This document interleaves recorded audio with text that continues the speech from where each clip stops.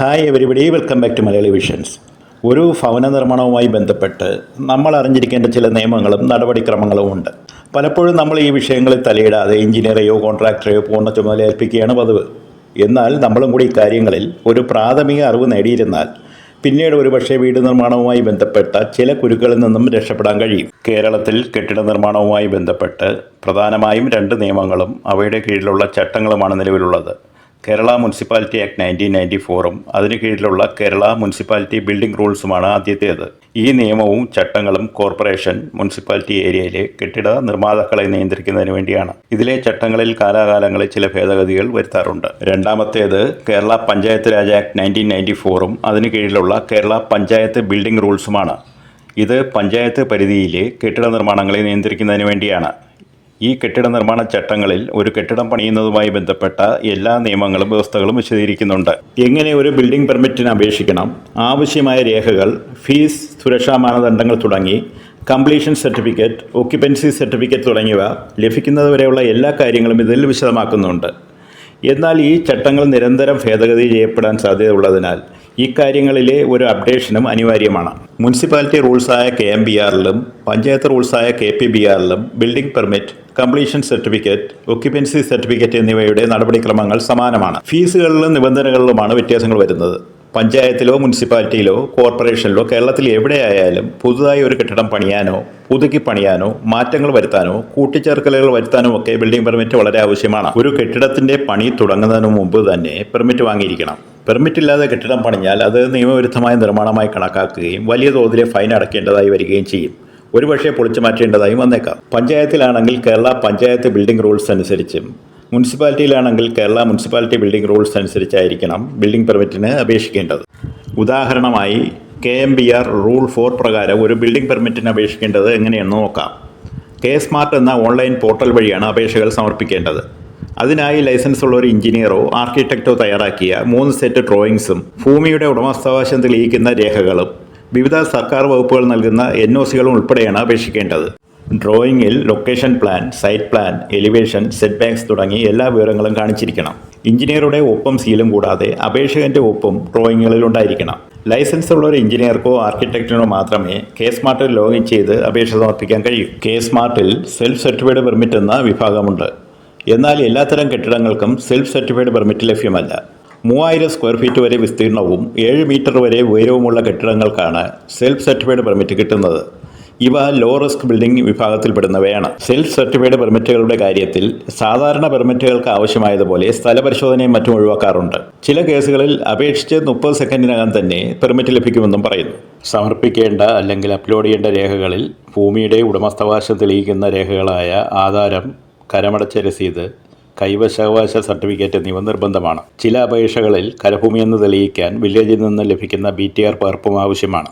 അപേക്ഷകൻ്റെ തിരിച്ചറിയൽ രേഖകൾ, architectural structural drawing, site plan, floor plan ഉൾപ്പെടെ എല്ലാ ഡോക്യുമെൻസും KMBR സ്പെസിഫിക്കേഷനോടെ സമർപ്പിക്കേണ്ടതാണ്. Fire and safety, airport authority, pollution control board, railway, national highway authority തുടങ്ങിയ വകുപ്പുകളുടെ NOCകളും ചില അപേക്ഷകളിന്മേൽ വേണ്ടിവരും. ഇനി ഫീസിൻ്റെ കാര്യമെടുത്താൽ പെർമിറ്റ് ഫീസും അപേക്ഷാ ഫീസുമാണ് പ്രധാന ഫീസുകൾ. കൂടാതെ സ്ക്രൂട്ടനി ഫീസ്, വികസന ഫീസ്, മാലിന്യ സംസ്കരണ ഫീസ് തുടങ്ങിയ മറ്റു അനുബന്ധ ഫീസുകളുമുണ്ട്.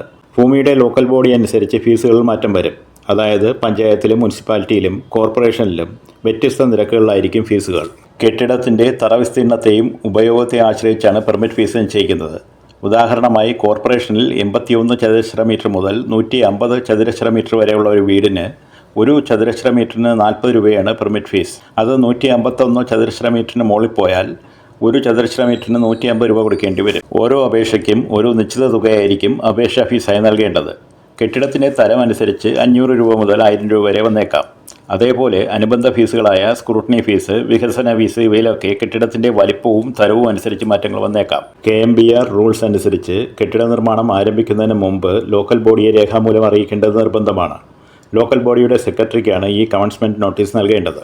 ബിൽഡിംഗ് പെർമിറ്റ് അനുസരിച്ച് എല്ലാ കെട്ടിട നിർമ്മാണ ചട്ടങ്ങളും പാലിച്ച് തന്നെയാണ് നിർമ്മാണം പൂർത്തിയാക്കിയതെന്ന കെട്ടിടത്തിൻ്റെ നിർമ്മാണ ചുമതലയുള്ള എഞ്ചിനീയറുടെ സാക്ഷ്യപ്പെടുത്തലും അനുബന്ധ രേഖകളും ഉൾപ്പെടെയാണ് കംപ്ലീഷൻ സർട്ടിഫിക്കറ്റിനായി അപേക്ഷിക്കേണ്ടത്.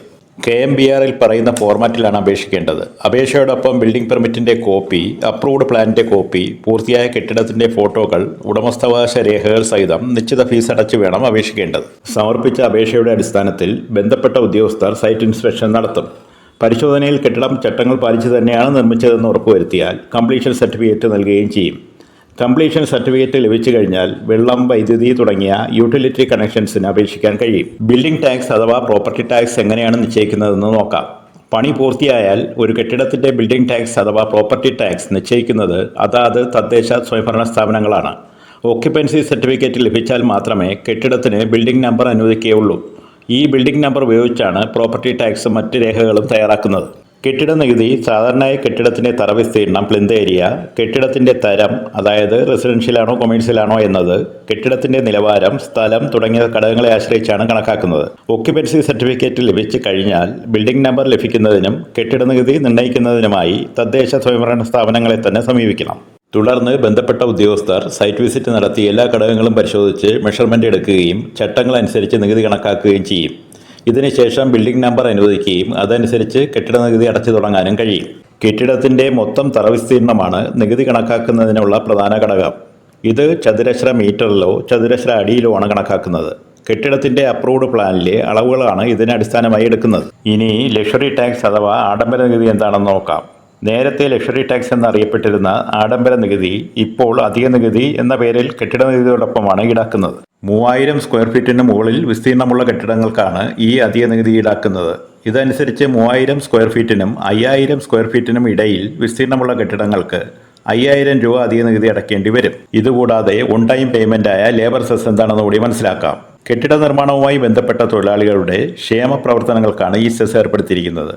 നിർമ്മാണ ചെലവിൻ്റെ 1% ലേബർ സെസ്സായി കണക്കാക്കുന്നത്. കെട്ടിടത്തിൻ്റെ പ്ലിന്ത് ഏരിയയും ഉപയോഗമൊക്കെ അനുസരിച്ച് തദ്ദേശ സ്വയംഭരണ സ്ഥാപനങ്ങൾ നിശ്ചയിക്കുന്ന ഒരു സ്റ്റാൻഡേർഡ് നിർമ്മാണ ചെലവാണ് ഇതിന് അടിസ്ഥാനമായി കണക്കാക്കുന്നത്. ഉദാഹരണത്തിന് ഒരു കെട്ടിടത്തിൻ്റെ ചതുരശ്ര മീറ്ററിന് 10,000 രൂപയാണ് സ്റ്റാൻഡേർഡ് നിർമ്മാണ ചെലവായി സർക്കാർ നിശ്ചയിച്ചിട്ടുള്ളതെങ്കിൽ 167.22 ചതുരശ്ര മീറ്റർ അതായത് 1800 സ്ക്വയർ ഫീറ്റ് വിസ്തീർണമുള്ള ഒരു കെട്ടിടത്തിൻ്റെ നിർമ്മാണ ചെലവ് 16,72,200 രൂപ വരും. അതിൻ്റെ 1% 16,722 രൂപയാണ് ലേബർ സെസ്സായി അടയ്ക്കേണ്ടത്. ലേബർ സെസ് അടച്ചതിൻ്റെ രസീത് സാധാരണ ഒക്യുപ്പൻസി സർട്ടിഫിക്കറ്റിനായുള്ള അപേക്ഷയോടൊപ്പം സമർപ്പിക്കേണ്ട രേഖകളിലൊന്നാണ്. ഇതൊരു ഒറ്റത്തവണ മാത്രം അടയ്ക്കേണ്ട നികുതിയാണ്.